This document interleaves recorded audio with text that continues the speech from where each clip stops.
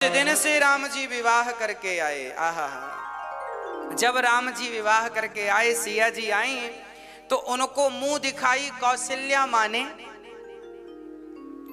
क्या दिया जानते हैं? अच्छा, कौशल्या माँ ने सोचा कि मेरे राम से तो अच्छी नहीं होगी बहू, सबको अपना बेटा बहुत अच्छा लगता है, तो कौशल्या को भी लगा कि मेरा बेटा तो सबसे अच्छा है, इससे अच्छी तो नहीं होगी बहू।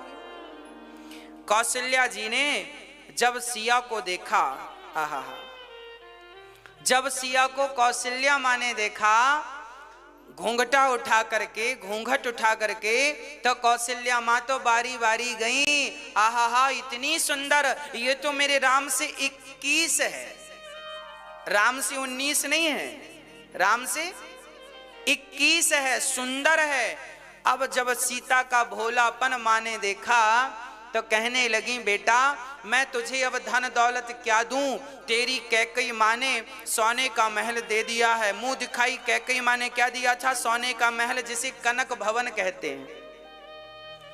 इतना प्यार करती थी कैकई जी। अब कौशल्या ने कहा, सिया मैं तुझे क्या दूं, एक काम कर, मैं अपने राम से बहुत प्यार करती थी और राम का जो सुंदर सा मुखड़ा है ना, चेहरा, मैं उसे देखा करती थी और मैं अपने राम को किसी को नजर उठाकर देखने नहीं देती थी, कहीं कोई मेरे राम को नजर ना लगा दे। कोई राम को घूरने लगे ना तो कौशल्या माँ के खड़ी हो जाती थी, मेरे राम को मत देखो ऐसे। राम का मुख केवल कौशल्या जी देखा करती थी, बाकी किसी को मुंह चेहरा नजर उठाकर माँ ज्यादा देर देखने नहीं दिया करती थी। जैसे बिहारी जी के मंदिर में बार बार पर्दा होता है ना, एक नजर से आप नहीं देख सकते, बिहारी जी को पर्दा लग जाता है, नजर कटती रहती है। ऐसे कौशल्या माँ राम के इर्द गिर्द रहा करती थी, कोई नजर उठा के देखे ना, राम का एक टकी मतलब टकटकी लगा के कोई दर्शन ना करे। पर आज कौशल्या मैया ने सीता को देखकर कहा, सीता जा, किसी ने तुझे सोने का महल दिया, किसी ने सोने का धन सोना चांदी दिया, जा, आज से राम के मुख पर आज से तेरा कब्जा रहेगा। मैं अपना अधिकार छोड़ करके राम पर मैं तेरा अधिकार, तुझे अधिकारी बनाती हूं। आज से राम तेरे हुए, राम का मुख तेरा हुआ, अब मैं ये अधिकार माँ होकर छोड़ रही हूं। अब राम का मुख कोई देख सकता है, नजर उठाकर तो केवल तू देख सकती है। ऐसा अधिकार माँ कौशल्या ने सिया जी को दिया। चारों तरफ बधाई बज रही हैं और चारों तरफ राम के विवाह का उत्सव चल रहा है। एक दिन क्या हुआ कि आज हमारे आज भैया जी जयप्रकाश शर्मा जी आज छत्तीसगढ़ से आए हैं। कहां से? छत्तीसगढ़ बालोद से। इन्होंने आज 5 वृद्ध माओं का सहारा बने और 5 माओं को एक साथ गोद लिया है। एक बार सुंदर तालियां।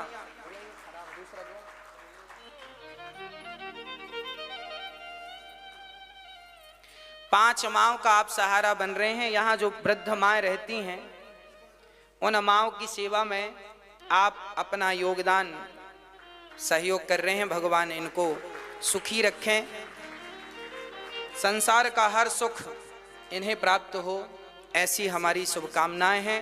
आप भी आशीर्वाद दीजिए कि इनकी हर इच्छाएं बिहारी जी पूरा करें, सारा मनोरथ सिद्ध हो। आप जब किसी अच्छे कार्य में अपना सहयोग देते हैं तो ईश्वर जरूर आपको अपने कृपा से भर देते हैं। यहाँ वृद्ध माएँ रहती हैं जिन माओं को आप सभी के सहारे की जरूरत है। वो वृद्ध माएँ जिनके अपने बच्चों ने घर से निकाल दिया है, ऐसी वृद्ध माओं की सेवा करने का यदि आपको अवसर मिल रहा है तो आप भी किसी एक माँ का सहारा बन सकते हैं, है ना? किसी एक माँ को आप भी थाम लीजिए, किसी एक माँ की उंगलियां। प्रिय भक्तों, एक दिन क्या हुआ, हाँ,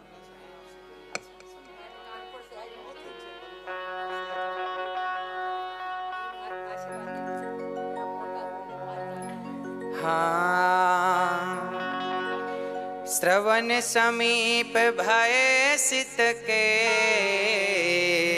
सा मनहु जरठ पनु अस उपदेसा। अब गोस्वामी जी बढ़िया चौपाई लिख रहे हैं। चौपाई यह है, एक दिन दशरथ जी अपने बाल सुलझा रहे थे, तभी उन्होंने देखा कि दशरथ जी के एक बाल कान के पास के कुछ बाल सफेद हो गए। दशरथ जी को लगा कि बाल सफेद हो गए मतलब बुढ़ापा आ गया। अच्छा, आप लोगों का बुढ़ापा आया कि नहीं? नहीं आया? आ गया। श्रवण समीप भय सित के सा मनहु जरठ पनु अस उपदेसा। मानो ये बाल उपदेश कर रहे हैं कि देखो, अच्छा आपका हैप्पी बर्थडे टू यू और आपके बालों का हैप्पी बर्थडे टू यू एक ही दिन होता है ना। जब आपका जन्म हुआ तो बाल भी संग थे, पर जब पैदा हुए थे तब खोपड़ी में बाल काले थे, अब कैसे हैं? सफेद। मानो बाल कह रहे हैं कि तुम्हारा और हमारा हैप्पी बर्थडे टू यू एक ही दिन आता है, पर तुम और हम में अंतर इतना ही है कि हम काले थे अब गोरे हो गए। अब तुम भी अपने काले कारनामे बंद करो और गोरे तुम भी हो जाओ। बाल कह रहे हैं अब काले काम बंद करो और भगवान में मन लगाओ, भगवान में ध्यान लगाओ पूरा। अब तो बड़े ध्यान से सुनिएगा, ये जीवन भगवान के भजन के लिए दशरथ जी को लगा बेटा बड़ा हो गया है, राम को राजा बनाए और हम बाबा जी बने, अब जाएं भगवान का भजन करें घर सब छोड़ के। अच्छा, दशरथ जी को तो ये विचार आ भी गया, आजकल लोगों को ये विचार आता भी, बूढ़े होके वो वहीं रहे आएंगे, पर मन से घर निकलता नहीं है। बूढ़े बूढ़े लोग बेटा बेटी के चक्कर में पड़े हैं। इसलिए कहते हैं भगवान का नाम जवानी में ले लो, बुढ़ापे का इंतजार ना करना। देखो दशरथ जी ने बुढ़ापे में भगवान का भजन करने का सोचा, तो देखो बुढ़ापे में जब सोचा तो कैसे बिगड़ता है बुढ़ापा। दशरथ जी का बिगड़ गया बुढ़ापा। पत्नी ने कह दिया कि अब दशरथ जी बेचारे जरा सुनिएगा, हम तो आपसे निवेदन करेंगे कि आप अपना बुढ़ापा ना बिगड़ने दीजिएगा। समय रहते सब देखो, समय पर सब काम हो जाने चाहिए, समय पर सब कर लो, समय पर पैसे कमाना चाहिए, समय पर दान पुण्य करना चाहिए, समय पर शादी विवाह करना चाहिए, समय से बच्चे होने चाहिए, समय से बच्चों का विवाह करके समय से मन भगवान में लगा लो, यही समय की सार्थकता है ना। जो समय भजन का है 50 साल के बाद उम्र इशारा करती है 51 जाओ वन, 52 जाओ वन। उम्र खुद कहने लगी वन की तरफ जाओ, पर निकलते ही नहीं आदमी वन की तरफ, है ना मेरी माँ। इसलिए भगवान का चिंतन बुढ़ापे से नहीं, लड़कपन और जवानी से भगवान का भजन करो। सब्जेक्ट में 80 नंबर थे उसके, पर उस बच्चे ने आत्महत्या कर ली। इसलिए आत्महत्या कर ली क्योंकि स्कूल से प्रेशर था कि कम से कम 90 नंबर लाना है, माँ बाप का प्रेशर था 90 नंबर लाना है। अरे भैया, अब इतना जोर लगाएंगे बच्चों को, इतना परेशान करेंगे, 90 नंबर चाहिए, खाओगे 90 नंबरों को? हाँ, खाओगे 90 नंबरों को? अरे व्यक्ति का टैलेंट नंबरों से नहीं दिखता, उसका टैलेंट दिखेगा उसे, उसके अंदर केवल सकारात्मक सोच भरते जाओ, सकारात्मक बनाते जाओ। नंबर कम ज्यादा से कोई फायदा नहीं। उदाहरण के लिए आज जितने भी सफल लोग हैं, इनके कितने नंबर आए थे? पूछो। अंबानी कहां तक पढ़े हैं? टाटा बिरला कहां तक पढ़े हैं? पूछो। ज्यादा से ज्यादा 10वीं तक पढ़े हैं, 10वीं से ज्यादा ना अंबानी जी पढ़े, ना टाटा जी पढ़े, ना जितने उद्योगपति हैं 10वीं से ज्यादा पढ़े ही नहीं, और 10वीं में भी बहुत सारे तो फेल हो गए, और आज वो सफल व्यापारी और सफल बिजनेसमैन हैं।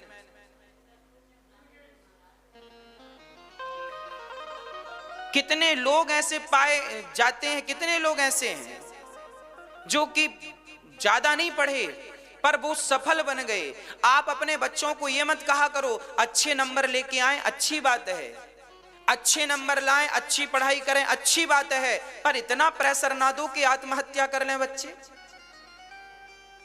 इतना भी प्रेशर तो ठीक नहीं है। अरे आदमी तो किसी ना किसी विधान से, जिनके एक भी नंबर नहीं आते वो भी कोई भूखा थोड़ी मर रहा है, सब बढ़िया पेट भर के खा रहे हैं, 2 रोटी सब कमा रहे हैं। मजदूर आदमी भी 2 रोटी कमाता है, बच्चों को पालता पोसता है, संस्कार देता है। बच्चों का केवल उनके अंदर सकारात्मक सोच भरिए, सकारात्मक संस्कार भरिए। बेटा तुम्हें नौकरियां देनी हैं, ये माइंड में सेट कर दो, वो अपने आप उतने नंबर लेके आएगा जितने की उसको जरूरत है। कितने नंबर लाना है ये टारगेट मत दो, टारगेट ये दो कि तुम्हें बड़े होके नौकरियां पैदा करनी है, बस इस विषय में काम करना है। बस अपने आप बच्चों के रास्ते सुधरने लग जाएंगे। हमने देखा है बड़े करोड़पति बच्चों के बच्चे प्रेशर से आत्महत्या कर लेते हैं। भारत का युवक जवान मर रहा है, आत्महत्या कर रहा है, उसे लगता है नंबर कमाएंगे तो हमारा भविष्य क्या होगा। अरे भैया जिसके 00 आए हैं उसका भी भविष्य बहुत बढ़िया है, क्यों चिंता कर रहे हो।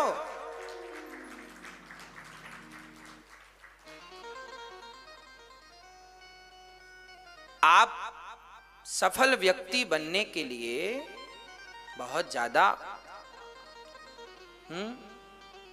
परेशान होने की जरूरत नहीं है। आपकी नीयत अच्छी होगी और नीति अच्छी होगी तो सब अच्छा होगा, है ना। तो बच्चों को योग्य बनाइए, दहेज इत्यादि की बुराइयों से अपने बच्चों को बचाइए। अच्छी योग्य लड़की देखिए, विवाह करिए, योग्य बच्चा देखिए, लड़का देखिए, विवाह करिए। दहेज लेने और देने से बचिए। दहेज की भीख आपके बच्चे हाथ पसारते पसारते, बाप ने भी हाथ पसारा, बेटे ने भी हाथ पसारा और नाती ने भी हाथ पसारा। भिखमंगों की खदान है, सब भिखमंगे, बाप भिखमंगा, बेटा भिखमंगा, नाती भिखमंगा। भिखमंगाओं को पैदा किया आप लोगों ने, बताओ। सब दहेज की भीख मांग रहे, भैया दे दो 10 लाख दे दो, 10 लाख दे दो, 20 लाख की भीख दे दो, 20 लाख की भीख दे दो। भिखमंगा पैदा कर रहे हो मेरी माँ। अरे पैदा ही करना है तो दानी पैदा करो। जननी जने तो भक्त जने, या दाता या सूर, या से तो बंध्या भली काहे गवावे नूर।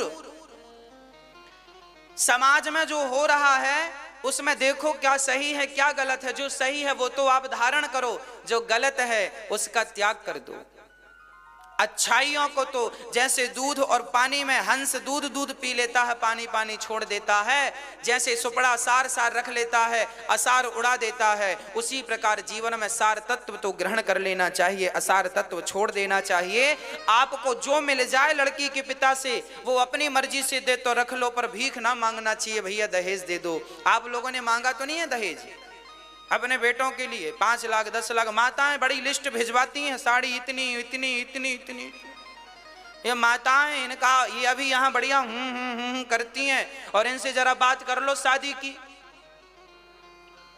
फिर देखो शादी की बात अलग ही होगी। हाँ महाराज जी, लड़की पापा क्या करते हैं, कितना कमा लेते हैं, जितना कमाएंगे उस हिसाब से मांगेंगे। लड़की शादी करने वाले भी बड़े चतुर होते हैं। लड़का वाला हमेशा ये देखता है कि लड़की का पिता करता क्या है, कितनी जमीन जायदाद है, उसके हिसाब से मांग लेते हैं। ज्यादा जमीन है तो ज्यादा मुंह फाड़ेंगे, कम है तो कम में काम चला लेंगे। इनका लड़का तो 2 कौड़ी का नहीं है, पर दहेज तो इतना बड़ा मांगते हैं, इतना दे दो हमें, 10 लाख दे दो, 20 लाख दे दो, और 2 कौड़ी का नहीं है, बीड़ी पीता घूमता है। ये बीड़ी पिवैया के 10 लाख रुपया। एक रत्ती का टैलेंट नहीं है, एक रत्ती का योग्यता नहीं है, एक रत्ती का संस्कार नहीं दिया माँ बाप ने, बस पैसा दे दो, वो बीड़ी पीता घूमता है गांव गांव में। और बीड़ी पीता भी है अपने पैसे की नहीं, भैया जरा पिलाना एक। उसकी औकात बीड़ी खरीदने की भी नहीं है जिसके बाप ने 10 लाख रुपए की बोली लगाई है। और समाज में ऐसे बच्चे खूब बिक रहे हैं 10-10 लाख में। हाँ या ना? लड़की के पापा भी पागल हो रहे हैं। अरे योग्य लड़का देखो अपनी बेटी के लिए, योग्य बेटा, योग्य वर देखना चाहिए। योग्य हो, शराब ना पीता हो, बुराइयों से बचा हो, संस्कारी हो, भगवान का चिंतन भी करता हो, संस्कार से जुड़ा हो, आध्यात्म से जुड़ा हो, ऐसे बच्चे देखना चाहिए। बेटी सुखी रहेगी, कल को तुम्हारी जब संतान होगी तो वो बड़ी सुंदर होगी, क्योंकि योग्य माता पिता होंगे तो संतान भी योग्य होगी, है ना भाई? शेरनी से शेर का ही बच्चा पैदा होगा और गधी से गधा ही पैदा होगा। अब गधी से तो शेर का बच्चा पैदा हुआ नहीं, है ना? तो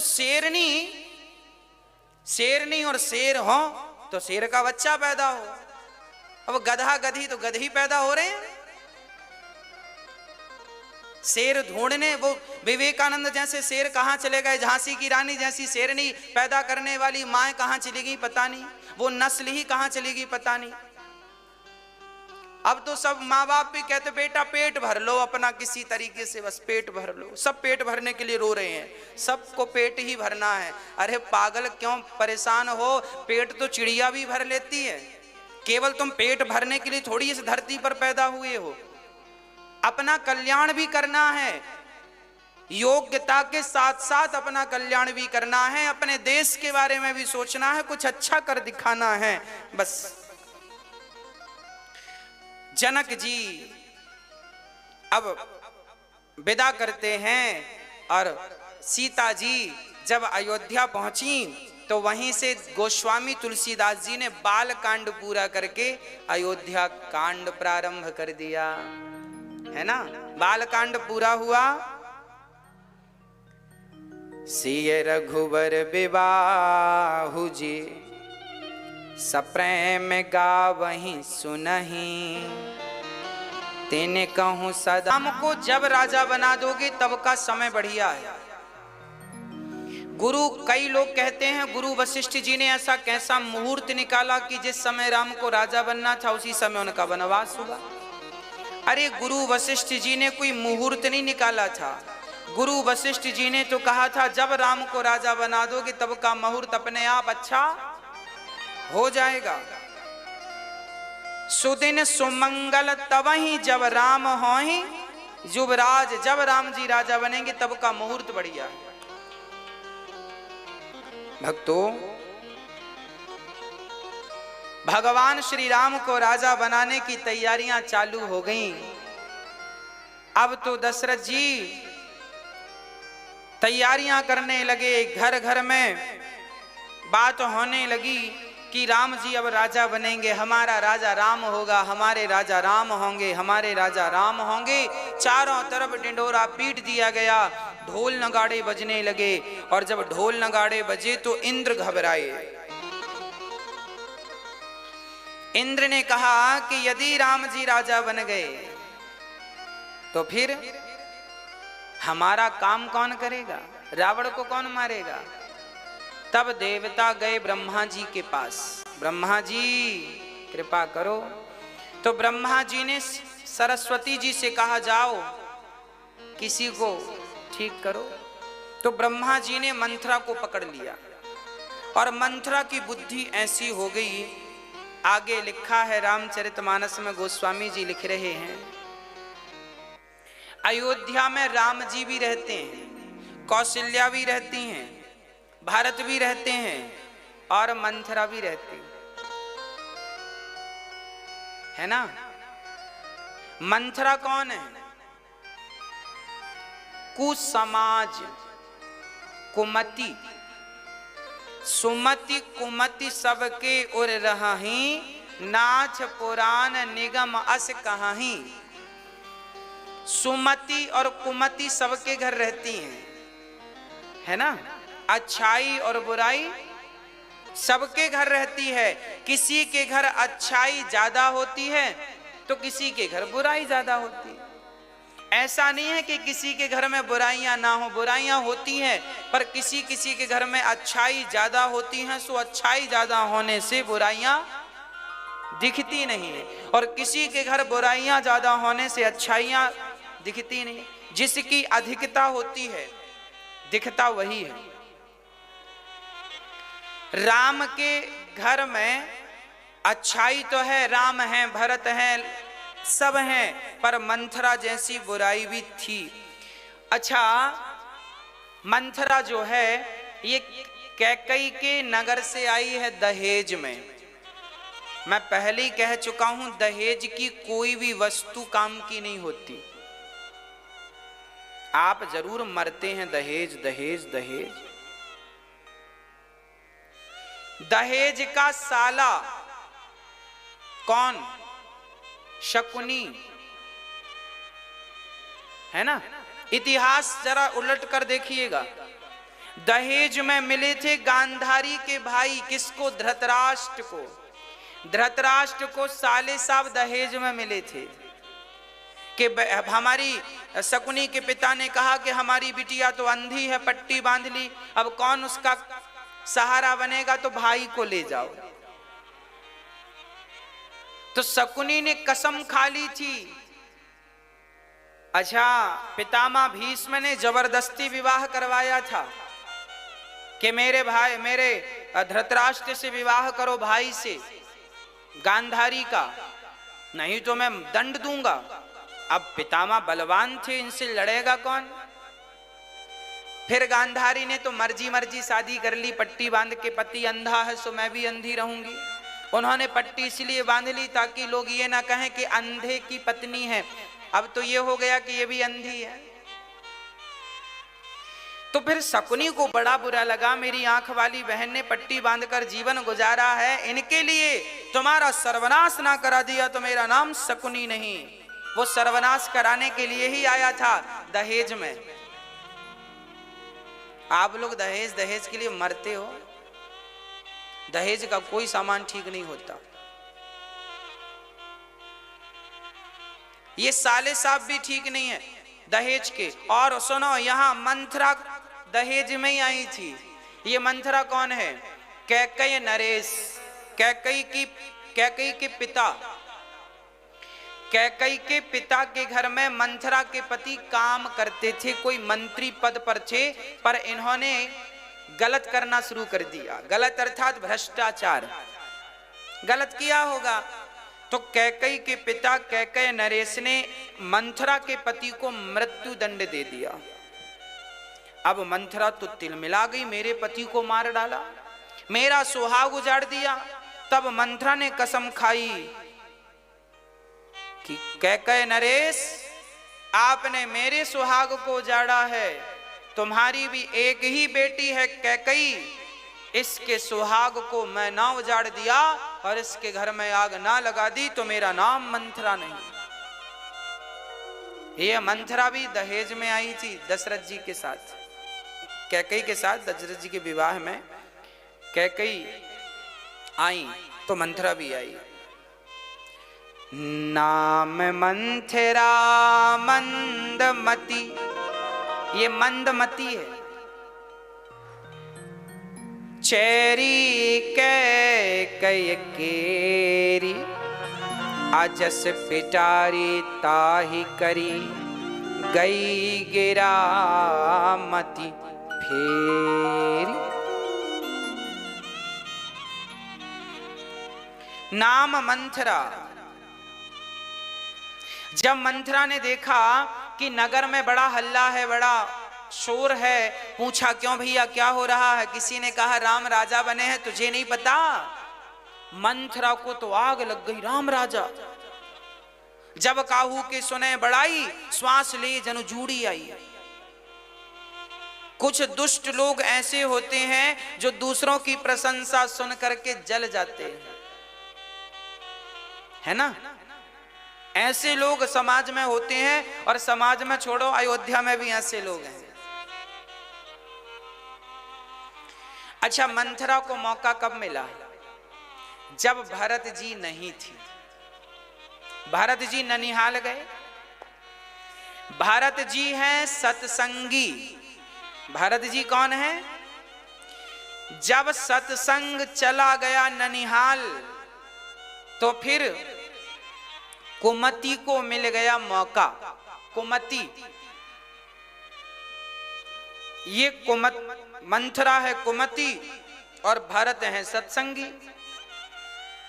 जब सत्संग आप छोड़ देते हैं तो अपने आप आपकी बुद्धि कुबुद्धि हो जाती है। जब तक सत्संग करेंगे तो अच्छे अच्छे विचार आएंगे और सत्संग छोड़ देंगे तो विचार भी बुरे हो जाएंगे, गंदे हो जाएंगे। अर्थ क्या हुआ? जब आप सत्संग का त्याग करते हैं या छोड़ते हैं, अपने आप, अरे सूर्य अस्त होते ही अंधकार कहीं से लाना नहीं पड़ता, अपने आप अंधकार छा जाता है। सत्संग का अभाव हुआ कि अपने आप कुसंग अपने आप पांव पसारने लग जाता है। सत्संग और कुसंग दो ही तो है। सत्संग जाएगा तो कुसंग आएगा और सत्संग आएगा तो कुसंग चला जाएगा। अब आपको कुसंग चाहिए कि सत्संग चाहिए, मर्जी आपकी है ना। इसलिए मन सत्संग में लगे, कुसंग से मन हटे। मंथरा ने देखा कि नगर सज रहा है, बड़ा कष्ट हुआ उसे, हृदय जल गया। तो धीरे धीरे लाठी टेकती हुई गई कैकई के पास। कहां जाएगी? कैकई के पास गई। उस समय कैकई मां विश्राम कर रही थी, दिन में खा पी कर लेटी थी। आंख लग गई है ना। आप लोग सोते हैं कि नहीं दिन में?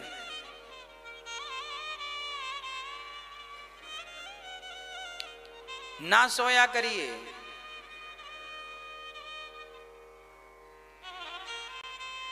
कैकई सो रही हैं तो मंथरा क्या बोलती? हाँ, कुछ दिन और सो लो,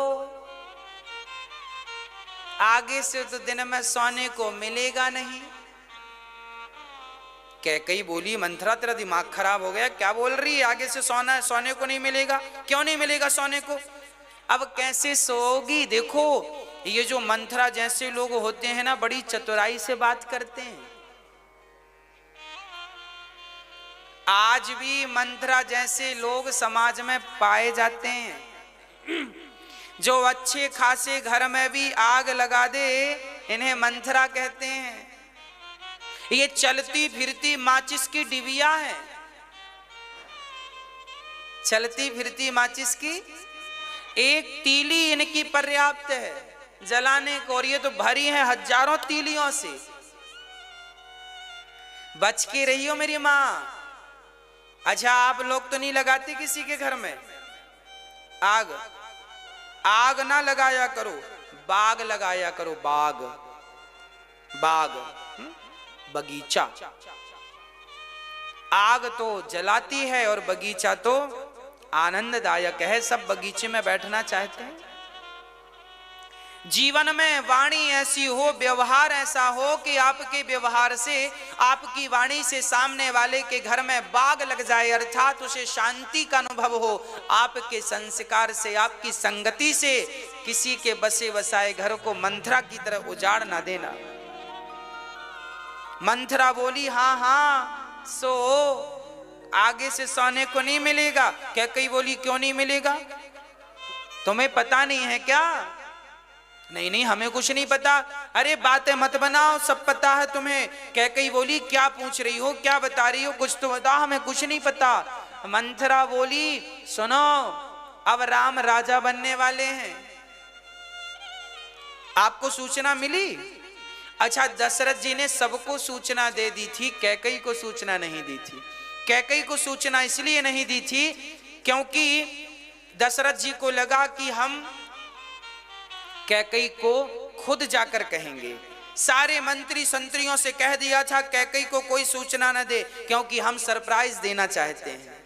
क्योंकि कैकई ही ऐसी माँ थी जो बार बार ये कहा करती थी दशरथ जी से, राम को राजा कब बना रहे हो, राम को राजा कब बना रहे हो। 50 बार कह दिया था कैकई ने। तो दशरथ जी को लगा राम को राजा के रूप में यदि देखकर किसी को खुशी होगी तो कैकई को सबसे ज्यादा खुशी होगी। पर आज देखो, आपकी बुद्धि कितनी भी अच्छी क्यों ना हो, आपके विचार कितने भी अच्छे क्यों ना हो, पर मंथरा जैसे लोगों से बच के ही रहना। मंथरा जैसे लोग मिलेंगे तो कितनी अच्छी बुद्धि क्यों ना हो, मंथरा जैसे लोग बिगाड़ ही देंगे। कैकई की बिगाड़ दी तो आपकी और हमारी क्या है। कैकई जैसी मां बिगड़ गई, को न कुसंगत पाए नसाही। अरे कुसंग पाकर भला इस सृष्टि में नाश किसका नहीं हुआ, ये तो बता दो। जिन जिनका नाश हुआ है केवल कुसंग पाकर ही तो हुआ है। इसलिए आप अपने घर के वातावरण को, अपने बच्चों के वातावरण को कुसंग से, जो माँ बाप अपने बच्चों को कुसंग से बचाने में सफल रहे वो माँ बाप जंग जीत गए, और जो माँ बाप अपने बच्चों को कुसंग से ना बचा सके वो जंग हार गए। आज समाज में सबसे बड़ी चुनौती है कि बच्चों को कुसंग से बचाना है। हर जगह कुसंग है, घर के बाहर कुसंग है, और तो ठीक है अब तो घर पर ही कुसंग है। सबसे बड़ा कुसंग का साधन है मोबाइल। आजकल मोबाइल सबसे बड़ा कुसंगी है। आजकल किसी की जरूरत नहीं है, एक मोबाइल दे दो बच्चों को, अपने आप नाश हो जाएगा। किसी का भी नाश कराना हो, सत्यानाश कराना हो, मोबाइल पकड़ा दो, सत्यानाश हो जाएगा। आप अपने बच्चों का नाश कराना चाहते हैं तो मोबाइल देते रहो उनको, क्योंकि मोबाइल में हर चीज है आजकल, अच्छी से अच्छी और बुरी से बुरी। इसलिए जो माँ बाप अपने बच्चों को आज के युग में 21वीं सदी 2021 में जो माँ बाप अपने बच्चों को मोबाइल से बचा लेंगे वही माँ बाप जंग जीत पाएंगे, नहीं तो जंग हार जाओगे। मोबाइल आजकल किसी की जरूरत नहीं है। पहले लोगों को डर लगता था हमारा बेटा कहीं शराबी की संगत ना कर ले, कहीं जुआड़ी की संगत ना कर ले। आजकल इनसे डरने की जरूरत नहीं है, इनसे तो डरो, पर सबसे बड़ा तो मोबाइल है। एक मैया ने हमें अपनी बात सुनाई। उन्होंने कहा गुरुजी, अयोध्या में कथा थी, तब वो मैया आई, जम्मू कश्मीर क्षेत्र की थी। उन्होंने हमसे कहा महाराज जी हमारा बेटा, एक ही बेटा था और हमारे शादी के बहुत सालों बाद पैदा हुआ तो बड़ा लाड़ प्यार का था। तो हम मांगा मोबाइल तो हमने मोबाइल दिला दिया। पिता ने मना किया मत दिलाओ मोबाइल, पर बेटे को जिद किया तो मोबाइल दिला दिया। थोड़ा बड़ा हुआ तो और अच्छा बड़ा मोबाइल दिला दिया। अब वो इतना मोबाइल में घुसा कि सारी पढ़ाई लिखाई छोड़कर दिन भर मोबाइल चलाता, दिन भर मोबाइल। और मां मोबाइल एक दिन छीन के मोबाइल को फेंक दिया। तो जिस मां ने मोबाइल दिलाया था अभी उसकी उम्र केवल 16 साल की थी, और मां ने मोबाइल छीना तो उस बच्चे ने मां के गाल में एक थप्पड़ जमाया जोर का, मेरा मोबाइल छीन लिया तूने। बेटे ने अपनी मां के गाल में एक थप्पड़ जमाया। वो मां रोई और दोष किसको दिया? अपना माथा पीटने लगी, विधाता मैंने क्यों मोबाइल दिलाया था, मैंने मोबाइल से ना दिलाया होता तो आज ये दिन देखने ना पड़ते। इसलिए बच्चों को कुसंग से बचा लीजिएगा, है ना, कुसंग। हम भी मोबाइल का उपयोग करते हैं पर उतना ही जितनी जरूरत है, जितना उपयोग करना चाहिए उतना करते हैं। हमें तो फुर्सत ही नहीं है मोबाइल चलाने की, बात करने की। आप अपने आप को, अपने बच्चों को इतना बिजी कर दो उनकी योग्यता, उनको योग्य बनाने में कि उन्हें इन चीजों का समय ही ना मिले। आदमी तब बिगड़ जाता है, व्यक्ति तब बिगड़ जाता है जब उसके पास समय होता है बिगड़ने का। हमें तो बिगड़ने का भी समय नहीं है। किसकी संगत में जाएंगे? है ना? भगवान में, अच्छे कामों में अपने आप को बिजी कर दो बस। खाली दिमाग शैतान का ही होता है, खाली रहेगा तो कुछ उल्टा सीधा ही करेगा या सोचेगा। कैकेयी कहती हैं तू क्या कहना चाहती है? तब मंथरा ने स्पष्ट किया कि राम राजा बनेंगे तो उनकी मां कौशल्या महारानी बनेंगी, और फिर वो महारानी कौशल्या तुमसे अपने पांव दबाएंगी, पोंछा लगवाएंगी, झाड़ू लगवाएंगी, तुम्हारे भरत से काम करवाएंगी। अब तो पूरी सौतनों की कथा सुना डाली मंथरा। सुनो, कद्रू विनीता को सुनो। कश्यप की पत्नी कद्रू और विनीता एक सर्प की मां थी, एक गरुण की मां थी। एक दिन एक ने कहा कि सूर्य भगवान का घोड़ा वाइट है, सफेद है। तो सर्पों की मां ने कहा सफेद नहीं है, काला है। चलो शर्त लग गई। बोले जो शर्त जीतेगा वो हारने वाले को दासी बनाएगा। ठीक है।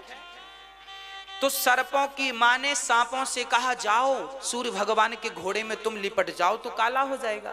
तो सांप काले काले गए और सब लिपट गए तो काला हो गया। विनीता हार गई, कद्रू शर्त जीत गई। अब कद्रू शर्त जीत गई। देख लो घोड़े काले हैं, तुमने कहा था सफेद है, अब मेरी दासी बनो। तो कद्रू विनीता से अपने कपड़े साफ करवाती, आते जाते गाल पे 2 थप्पड़ जमाती। दोनों सौत थी ना, एक ही पति की पत्नियां थी कश्यप की। बड़ा अत्याचार किया, बिल्कुल खाने पीने को कुछ देती नहीं है, दुबली। एक दिन गरुण जी आए और गरुण जी ने कहा माँ तुम बड़ी दुबली पतली हो गई। तब पूरा दुख सुनाया, बेटा तेरी इस माँ ने मेरे साथ गलत किया, वो झूठा ही सांपों को लपेट के शर्त जीत गई और मुझे दासी बना लिया बलपूर्वक। गरुण जी बोले अभी मैं पछाड़ मारता हूं इन्हें। गरुण जी गए और सारे सांपों को खाने लगे। कद्रू से सर्प बोले माँ माँ मेरा भाई सबको खाए जाएगा। कद्रू गई, गरुण क्या कर रहे हो? तुमने मेरी माँ के साथ अत्याचार किया, तुम्हारे सारे बेटों को मैं खा लूंगा। तो गरुण जी खाने लगे। फिर कद्रू को दिखाया, देख घोड़े काले नहीं सफेद हैं सूर्य भगवान के। तब कद्रू ने अपनी बात स्वीकार की, क्षमा मांगी। तब से गरुण जी से सांप डरने लगे। ये दोनों भाई भाई हैं, एक ही माँ इनकी अलग अलग है, पर इनकी माँ के साथ अत्याचार हुआ तो गरुण जी ने सांपों को खाना शुरू कर दिया। इसलिए आज भी कालिया नाग उसी डर से तो काली देह पे घुस गया था, है ना। कालिया नाग की कथा भगवान फिर गेंद के बहाने गए। कहने का अर्थ यह हुआ कि सौतों की कथा सुना सुना के मंथरा ने कैकेयी को ऐसा कर दिया कि तेरी भी कौशल्या अब तुझे दासी बनाएगी और काम कराएगी, और गाल पे थप्पड़ और ये और वो क्या क्या ना कहा, डरा दिया। कैकेयी माँ डर गई, और जब डर गई कैकेयी माँ पहले डरी नहीं, मंथरा को डांटा, राम जी राजा बन रहे हैं, तेरा पेट दर्द क्यों कर रहा? ठीक तो बन रहे हैं राम जी राजा। मंथरा बोली हमें क्या नुकसान है, राम राजा बने कुछ नहीं, पर हमें तो तुम्हारी चिंता है, तुम्हारे भरत की चिंता है। याद रखना ऐसे लोग ऐसी ही बातें करते हैं कि हमें तुम्हारी चिंता। ऐसे लोगों से आप बच जाए ना, बढ़िया है। कैकेयी ने डांटा है, पर डांटते समय मुस्कुरा दी ना कैकेयी माँ, हंस दी तो बात बिगड़ गई। काने खोरे कुबरे कुटिल कुचाली जान, तिय विशेष पुनि चेरी कहीं, भरत माँ तु मुस्कान। मुस्कुराई, सारी बात कह दी। अब कैकेयी बोली तो मंथरा आप बताओ अब मैं क्या करूं? कैकेयी मंथरा समझ गई कि मेरा तीर काम कर गया। मुस्कुराई बड़ी खुश। एक काम करो, तुम्हारे पति ने 2 वरदान देने को कहा था। देखो कैकेयी को याद नहीं था, इसने याद दिलाया। ये 2 वरदान कब के हैं? एक बार दशरथ जी युद्ध कर रहे थे, कैकेयी भी संग थी। युद्ध करते करते दशरथ जी के पहिए पर बाण लगा और रथ से पहिया निकलने वाला था कि कैकेयी ने अपनी उंगली डाल दी। इनकी उंगली लहू लुहान हो गई। दशरथ जी युद्ध जीते। दशरथ जी ने देखा, देवी आपकी उंगली में चोट कैसे है? तब पूरी बात बताई कि ये रथ का पहिया निकल जाता तो आप रथ से गिर जाते, युद्ध हार जाते, मैंने उंगली डाल दी। दशरथ जी बड़े प्रसन्न हुए। अच्छा, मेरी रक्षा के लिए आपने अपने प्राण संकट में डाले देवी, जाओ मैं तुम्हें 2 वरदान दूंगा, जो तुम मांग लो आज मैं 2 चीजें तुम्हें दूंगा। कैकेयी ने कहा उधार नहीं, जब जरूरत पड़ेगी मांग लेंगी। आज कैकेयी ने अब मांगा। किसके कहने पर? मंथरा के कहने पर भूमिका कैसे बनाए? तो मंथरा बोली, सुनो पहले कोप भवन में जाओ। कोप भवन में चली गई, सारे आभूषण श्रृंगार उतार दिया और दशरथ जी बड़ी प्रसन्नता से आए कि चलो कैकेयी को आज सरप्राइज देंगे कि देखो तुम कहती थी, अब हमने राम को राजा बनाने का संकल्प ले लिया। राम को राजा बनाने की घोषणा सब तक हुई। अब कैकेयी के कानों में वो वचन जाएंगे। पर जैसे ही दशरथ जी गए तो कैकेयी अपने महलों में नहीं थी। दासियों ने कहा महारानी कोप भवन में गई। अब तो दशरथ जी घबराए, पांव के तले से जमीन खिसक गई। अरे कोप भवन! दशरथ जी डर गए। डरते डरते डरते डरते डरते दशरथ जी कोप भवन में गए। देखा तो अंधकार, चारों तरफ अंधकार। समझ में नहीं आया क्या करें। गए, एक नन्हा सा दिया जल रहा था।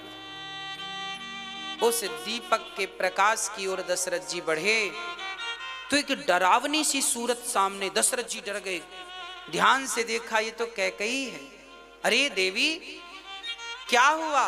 दशरथ जी ने बड़े प्यार से कैकेयी की तरफ अपना हाथ बढ़ाया, उसके शरीर पर हाथ रखा तो कैकेयी ने दशरथ जी का हाथ पकड़ के यूं झटकार दिया। दशरथ जी बोले, देवी क्या हुआ? कैकेयी बोली, कैकेयी बिल्कुल शांत है, कोई प्रत्युत्तर। दशरथ जी बोले, क्या हुआ देवी? तुम्हें किससे भय है बताओ? किसने तुम्हारा क्या बिगाड़ा है? आज मैं किसको रंक से राजा और राजा को रंक बनाऊं? आज कह दो, जिसको कहोगी रंक बनाने को से रंक बना दूंगा, जिसको कहोगी राजा बनाने को राजा बना दूंगा। और कैकेयी यही चाहती थी, राम को, राम रूपी राजा को रंक बनाना चाहती है और भरत को राजा बनाना चाहती है। यही तो सपना है। दशरथ जी ने कहा मैं राम की 100 शपथ खाकर, अच्छा मंथरा ने कहा था कि जब तक राम की शपथ ना खाएं दशरथ जी तब तक वरदान ना मांगना, क्योंकि झूठ बोल सकते हैं। दशरथ जी राम की सौगंध कभी झूठ नहीं खा सकते।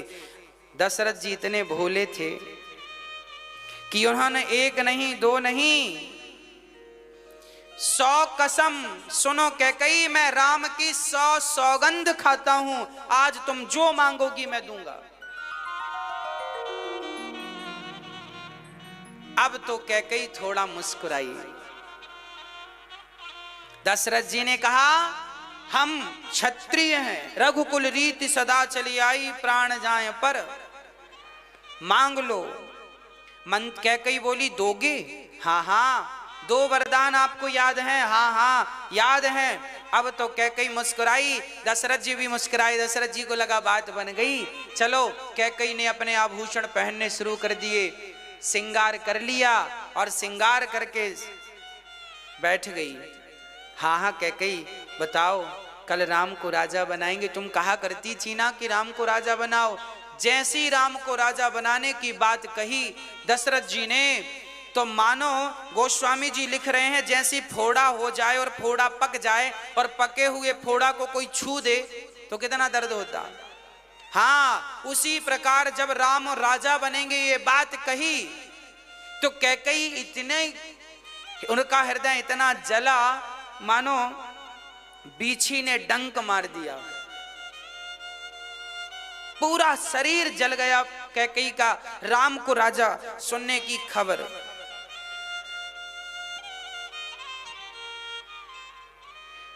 अब तो कैकेयी ने वरदान मांगा। ठीक है, आप कहते हैं तो हम आपसे 2 वरदान मांगते हैं। क्या मांगती हो, मांगो।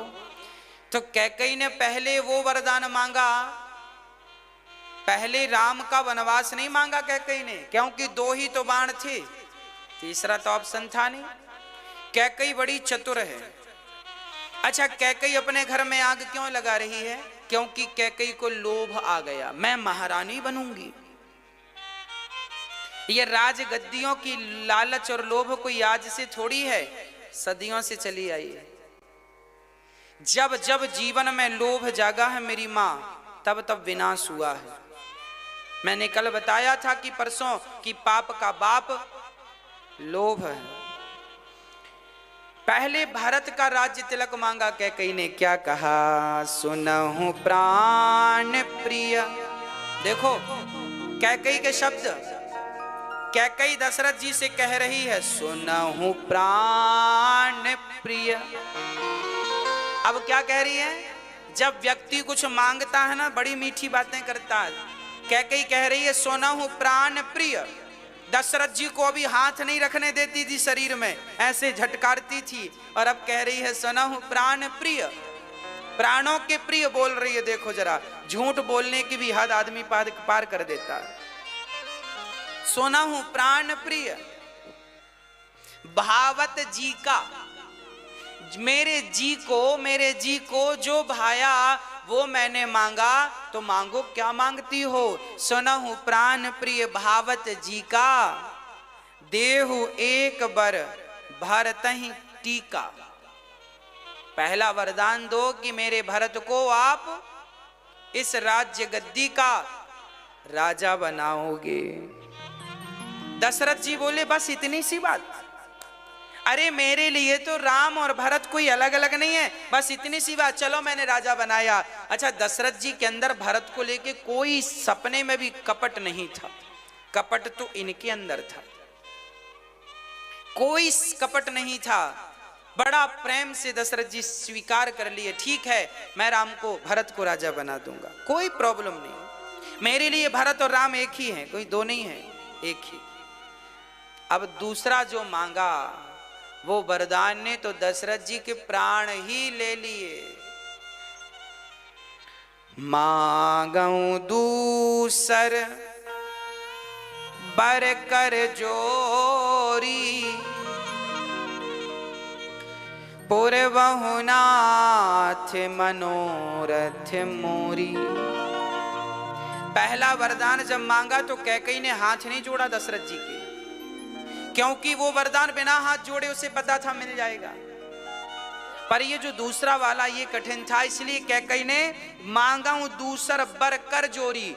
अब देखो हाथ जोड़ लिया, कठिन है ना। और इसने मंथरा ने कपट में इन्हें PhD करा दी रात भर में। कैसे कैसे करना है सारे विधान बता दिए। गलत गुरु मिल जाए, मंथरा जैसे गुरु मिल जाए तो कैकेयी जैसों की बुद्धि कैसे बिगड़ती है सुनो। हाथ जोड़कर कैकेयी कह रही हैं तापस वेश विशेष उदासी, 14 बरस राम बनवासी।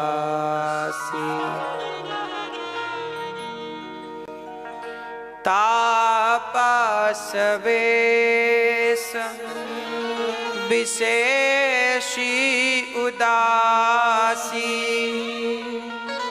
14 बरिस राम बनवासी। जैसे ही कैकेयी ने हाथ जोड़कर ये वरदान मांगा, दशरथ जी के प्राण मानो प्राण निकल गए। दशरथ जी धड़ाम से नीचे गिर गए। कैकेयी मुझे विश्वास है कि तुम मेरे संग मजाक कर रही हो। तुम राम के बारे में ऐसा सोच नहीं सकती हो, मुझे पूर्ण विश्वास है तुम राम को 14 साल के लिए वनवास भेज दोगी। मुझे विश्वास नहीं है कैकेयी। कैकेयी कह दो कि तुम मजाक कर रही हो, कह दो कि तुम ये बात विनोद में कह रही हो। अब तो कैकेयी को बड़ा बुरा लगा। हाँ हाँ, अभी तो कह रहे थे प्राण जाएं पर वचन न जाएं, और अब मांगा तो मुकुर गए। फिर मत कहा करो कि हम क्षत्रिय हैं और प्राण जाएं पर वचन न जाएं। वचन बचा के रख लो, हमें कुछ नहीं चाहिए, मत दो अपने वचन। आपने ही कहा था सो हमने मांगा था, हमें जरूरत थी नहीं थी मांगने की। अब तो कैकेयी उल्टी बात करने लग गई। कैकेयी को दशरथ जी कैसे समझाएं? दशरथ जी ने कहा कैकेयी मैं भरत को राजा बना दूंगा, अभी बुलवाता हूं, मैं कल ही भरत का राज्य तिलक कर दूंगा। पर कैकेयी मेरे राम को वनवास ना भेजो, नहीं तो ये दशरथ बचेगा नहीं, प्राण निकल जाएंगे, प्राण निकल जाएंगे। अब तो कैकेयी ने बोला, बड़ी बड़ी डींगे मार रहे थे, हम क्षत्रिय हैं, मुकुरते नहीं हैं। क्या कहें अब दशरथ जी। राम राम रट बिकल भुआलू, जनु बिनु पंख विहंग विहालू। जैसे पक्षी के पंख नोच लेने के बाद उस पक्षी की क्या हालत होती है, जिस पक्षी के पंख काट दिए जाएं उसकी जैसी हालत है, आज दशरथ जी की वैसी हालत होगी। राम को वनवास 14 वर्ष के लिए। कैकेयी मैं तेरे पांव छूता हूं, मेरे राम पर इतना बड़ा अत्याचार ना कर, बहुत छोटा है, पांव बड़े कोमल हैं, क्या गुजरेगी उस राम पर कि मैंने उसे रात को तो राजा बनाने का सपना दिखाया और सुबह वनवास भेज दिया। क्या कहेंगे लोग कैकेयी, तेरे नाम पर थू थू करेंगे लोग। कैकेयी बोली मुझे धमकी मत दो। पता नहीं गोस्वामी जी लिख रहे हैं कि आज कैकेयी पत्थर की हो गई, कुछ भी सुनने को तैयार नहीं, कुछ भी समझने को। वो दशरथ जी कह रहे हैं मैं मर जाऊंगा। हाँ हाँ तो मर जाओ। अयोध्या उजड़ जाएगी। हाँ हाँ उजड़ जाने दो।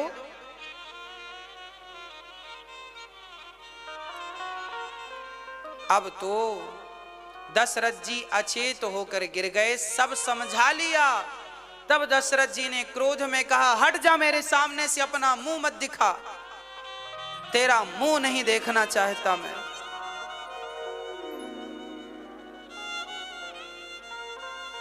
क्यों तूने मेरे प्राण बचाए? अरे मैं रथ से गिर के मर जाता, क्या जरूरत थी तुझे उंगली लगाने की? विधाता मैं तब मर जाता, इस मरने से अच्छा वो मरना था, ऐसे मरने से अच्छा वो मरना था। कैकेयी यदि तूने तब मुझे मर जाने दिया होता तो मैं एक ही बार मरता, पर मैंने तुझे 2 वरदान देकर आज मैं हर क्षण मर रहा हूं, हर क्षण मर रहा हूं, हर क्षण मर रहा हूं। दशरथ जी अचेत होकर पड़े हैं। उसी क्षण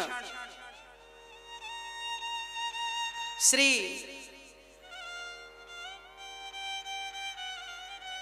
सुबह हो गई। आज पहली बार हुआ कि सुबह हो गई, सूर्य उदय हो गए। सारा समाज खड़ा था, ढोल नगाड़े बज रहे थे कि आज तो राम राजा बनेंगे। सुमंत्र जी ने देखा कि आज तो पता नहीं दशरथ जी कहाँ चले गए।